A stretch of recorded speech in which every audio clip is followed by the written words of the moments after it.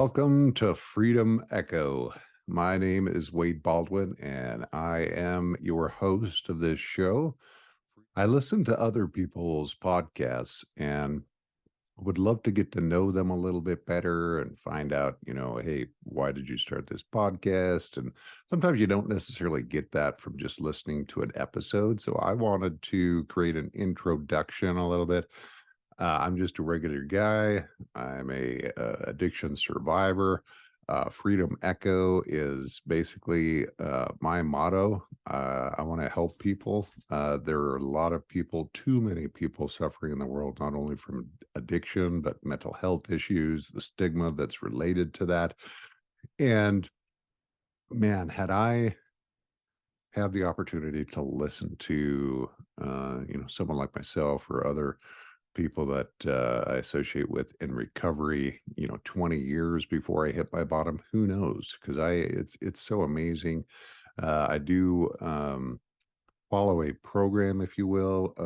It's not associated anyway with my podcast, but in that, I hear eh, a lot of people say, had I heard about things or been offered help or anything, near years before, that's the reason I want to get my voice and my guest's voice, more importantly, out to the world, because sharing these stories, sharing that hope, sharing the message, uh another motto is we cannot, absolutely cannot do it alone.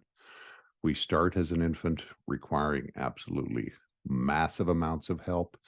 And for some reason, at least for me, I reached the point of I don't need any help anymore. Asking for help is a weakness. I mean, there's a reason that babies cry and wail at the top of their lungs. They are needing something. They are needing help. And the mother's cry is that intuition, it's so powerful. We all need help. And that's what I hope to provide in this wonderful opportunity of meeting with guests, sharing their message, sharing hope, sharing opportunities. There's so many ways to get sober. It's about staying sober, right? It's about getting the help you need and getting a routine and staying on that program, because what uh, another motto is, what got you sober won't keep you sober. It requires help. It requires effort. It requires communion with people. It requires relationships, not only with other human beings on this planet, because we know what isolation can certainly do, or at least I do. And those relationships are key. And another one that is just unfathomable and absolutely paramount is a relationship with a higher power. My higher power is God. And, whatever you call it, there's so many different things that can work for people from a relationship standpoint. The mother earth, the universe, there is power all around us, power within us. We don't see electricity, but it absolutely works and powers so many of our devices. And how can we say that there's not additional power in the universe that we cannot see? We've gotten down to the molecular and atomic um, visibility standpoint from a science perspective. There's still so many mysteries in the universe that we have not solved yet. So, enough of my rant about a couple of my thoughts and mottos. I am sober going on 5 years coming up, and I got sober and was, relatively better. I still wasn't happy. I needed more. I needed growth. Staying sober is paramount. It is my number one priority, because I would not be here today I know for a fact I would not have my family. I would not have my wife. I would not uh, have a stable working job and the opportunity to do this podcast and this show. And I share that because I and so many of us addicts share the just absolute insanity belief that I am not worthy. Worthy of what? Forgiveness. Worthy of happiness. Worthy of love. We are all worthy. We are all worthy. I encourage you to listen to my episodes and the guests that are going to be on my show because they share this message of hope and have shared that belief and have gotten past it, asking for help. Because I believed God did not want anything to do with me. So, in the flip side of that was I didn't want anything to do with him. Now, all it required was a crack, a little bit of openness, opening that heart and recognizing that that power is already inside us. It's all around us. We just need to tap into it. Suffered.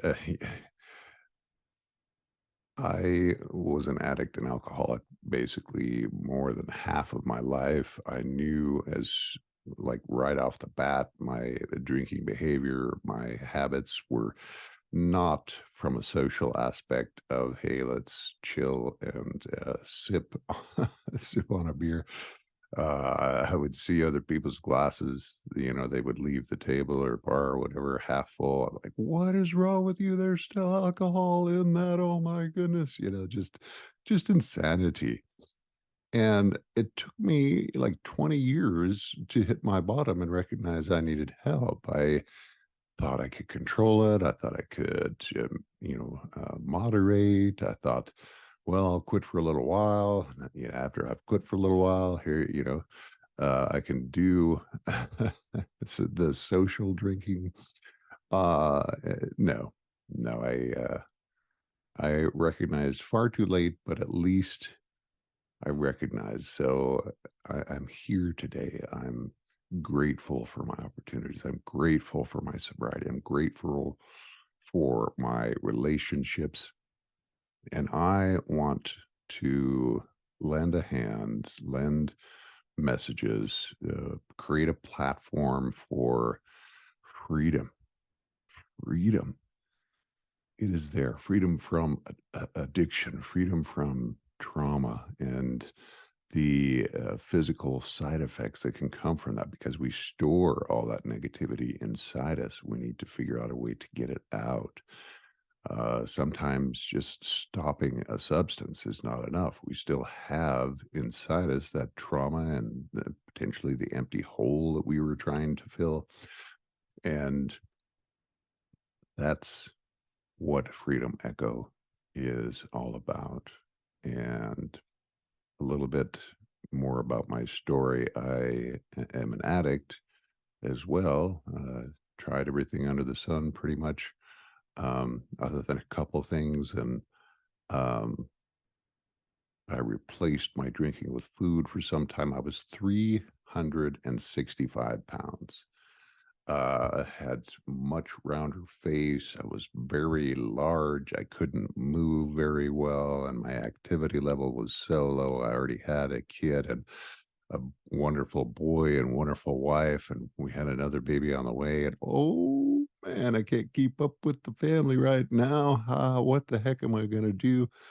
Um, so not to brag or anything like that, just that it is possible for everyone. I was miserable. I lost 165 pounds. I've kept it off. Challenges is my addiction was still there. So uh, even after losing that weight, I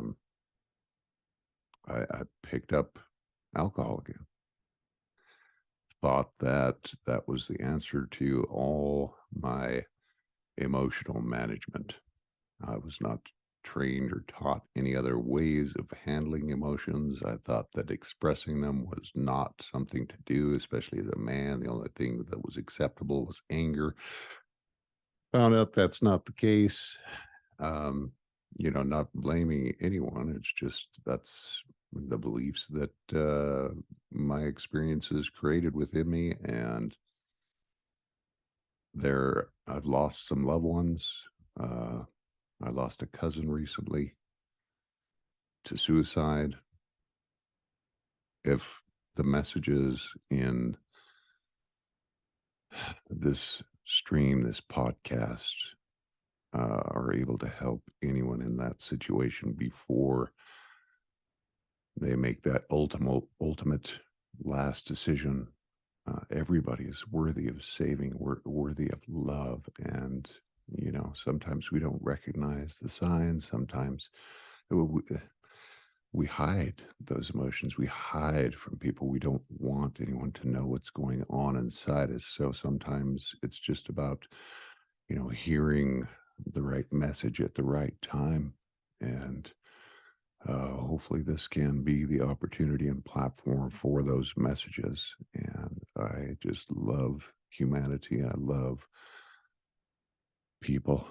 And I love the opportunity to hopefully share and inspire people and uh, find the right yes and messages at the right time for those that need it.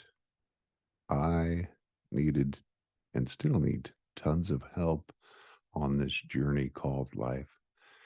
And thank you for tuning in. Love each and every one of you. And stay tuned for amazing guests and a wonderful shares of light and love that will echo through generations.